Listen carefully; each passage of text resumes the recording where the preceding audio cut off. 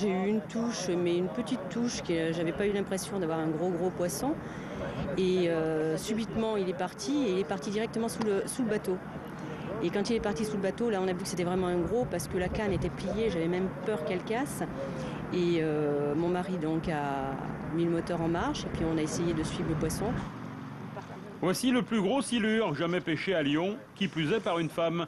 Un poisson sorti des eaux du Rhône, près du confluent, après 20 minutes de combat intensif, ramené sur la berge, le silure devra se plier au rituel de la mesure. Bien au bout. 2,54 m et demi. On frise le record de France, quoi, et, qui est de 2,56 m, donc là on est de 2,54 m, quoi. Donc c'est très beau, et sur Lyon, on n'avait pas eu d'écho de poissons de cette taille-là, quoi. Donc 2,50 m à Lyon, on n'a jamais entendu parler, quoi. Des poissons jusqu'à 2,40 m, 42 m. Les silures de grande taille ne sont pas rares à Lyon, à tel point que la recherche de ce poisson est pratiquement devenue un sport. Puissant et combatif, le silure procure aux pêcheurs sensations et émotions fortes. On le traque, c'est la traque du silure, quoi. On le cherche, on a un sondeur déjà pour nous aider, on cherche les profondeurs, on connaît un petit peu les habitudes du poisson.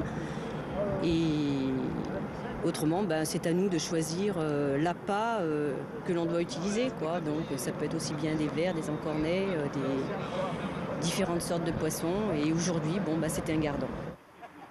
Pour le pêcheur novice qui voudrait se lancer dans la traque au silure, il existe des blogs et autres sites internet. Nul doute que ce spécimen viendra compléter les galeries photos. Après la pause, le poisson a pu regagner son milieu naturel.